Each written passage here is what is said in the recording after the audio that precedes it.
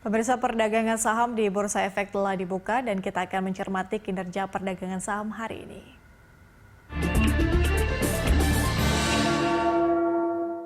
Dan untuk mengetahui pergerakan saham hari ini, kita akan membahasnya bersama analis Royal Investium Sekuritas, ada Mas Wijen Pontus. Mas Wijen, kalau kemarin kita lihat indeks kita ditutup merah ya Mas ya, dan pagi ini dibuka di zona hijau dan pada saat ini kita lihat pergerakannya sudah berada di zona merah. Apa yang menyebabkan indeks kita bergerak fluktuatif, Mas?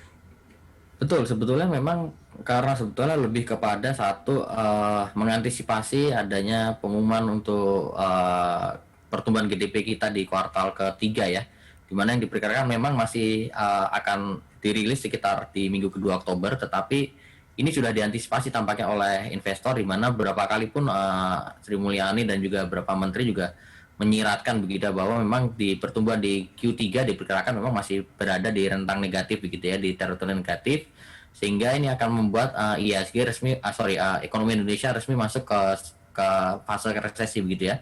Dan tentu ini tampaknya sudah diantisipasi oleh investor, di mana investor melakukan aksi jual terlebih dahulu sehingga menyebabkan IHSG memang cenderung terkoreksi. Dan sebenarnya ini adalah hal normal ya, artinya ini sesuatu yang menurut saya sih sebetulnya wajar, karena memang kondisinya memang sudah investor sudah melakukan antisipasi terlebih dahulu. Yang perlu diperhatikan sebetulnya adalah support yang cukup penting yang saya lihat ada di sekitar 4820 yang pertama. Jika IHSG ini break ke bawah 4820, tampaknya IHSG akan menuju ke level 4700.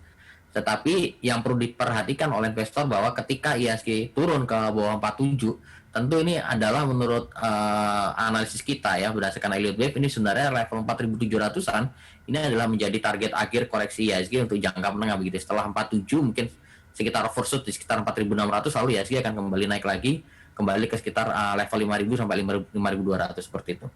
Oke, Mas Wijen, kalau kita melihat sejumlah faktor tadi yang Anda sebutkan, kira-kira bisa mungkin didaftarkan atau di list ya seperti itu, kira-kira sentimen apa yang akan mempengaruhi indeks kita pada hari ini untuk global, mungkin regional, maupun juga di domestik?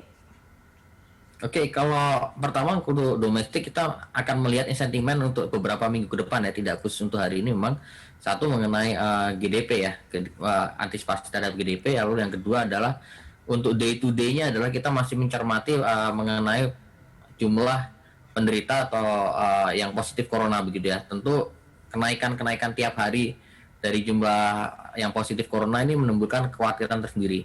Karena seharusnya diperkirakan memang harusnya sudah mulai melambat di September, apalagi setelah dilakukan PSBB di Jakarta. Tapi tampaknya selama 2 minggu terakhir ini tampaknya belum ada penurunan yang signifikan, malah cenderung terus bertambah. Tentu ini menjadi concern tersendiri begitu ya. Lalu yang ketiga sebenarnya dari global yang perlu dicermati adalah mengenai debat pertama Joe Biden dan Donald Trump ya. Kalau nggak salah di malam ini begitu ya, dan ini menjadi hal yang menarik. Kenapa? Karena di sini kita perlu melihat isu-isu apa yang akan dibawakan atau disampaikan dan dijanjikan oleh kedua kandidat presiden ini. Yang jelas kalau kita lihat dari Joe Biden, arah ekonominya terlihat lebih jelas ya, yaitu mereka terkait energi begitu ya. Joe Biden menginginkan bahwa adanya lebih mendukung kepada kebijakan energi terbarukan ya, dan tentu ini akan berimbas bagus kepada industri-industri yang menggunakan energi terbarukan seperti green car, lalu mobil listrik begitu ya, termasuk juga industri baterai dan lain-lain seperti itu. Oke, Mas Wijen, kalau kita lihat juga sejumlah saham big cap ya mengalami pelemahan, bisa dikatakan seperti itu untuk berhari-hari sejak September 2020. Katakanlah ada saham-saham seperti PBRI, kemudian juga TLKM dan juga BMRI. Nah, bagaimana Anda melihat pergerakan ketiga saham itu untuk hari ini? Untuk saya melihat memang kalau kita berbicara secara jangka pendek, memang koreksinya sudah relatif terbatas ya, terutama bank-bank ya. BRI, BNI, Mandiri apalagi kemarin sudah terkoreksi dan rata-rata kemarin sudah berada di dekat support teknikalnya begitu ya, dan ini harusnya kalau kita perhatikan memang beberapa hari ke depan akan cenderung rebound, tetapi sifatnya adalah technical rebound, artinya technical rebound yang sementara begitu ya.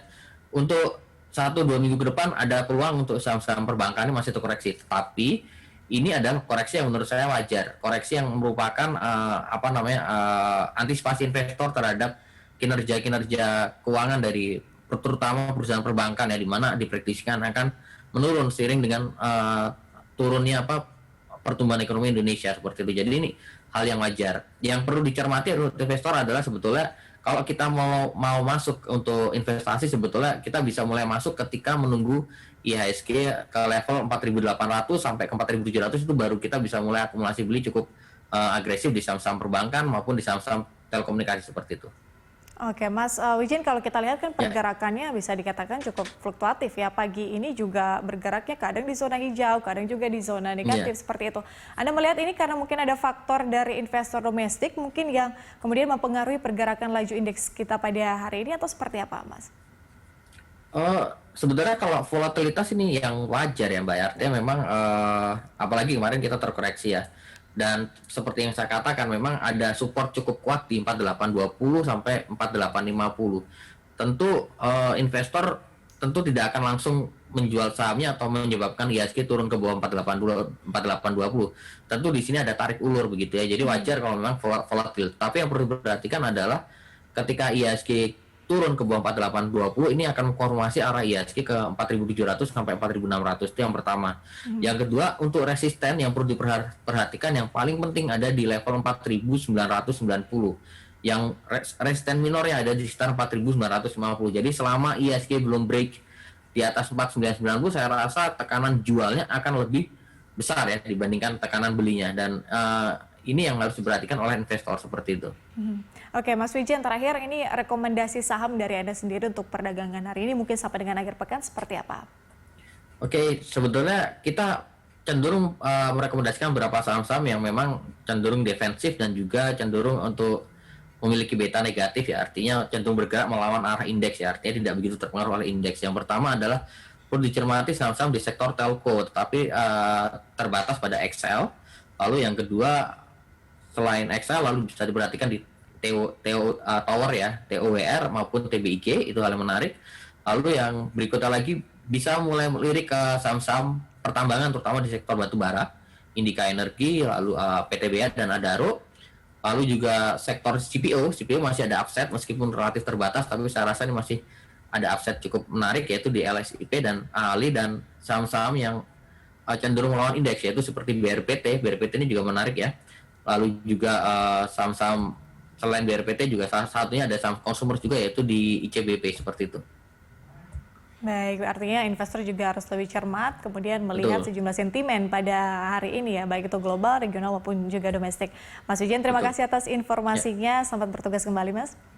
Iya, terima kasih, demikian analis Royal Investium Sekuritas, Mas Wijen Rontus yang sudah bergabung bersama kami.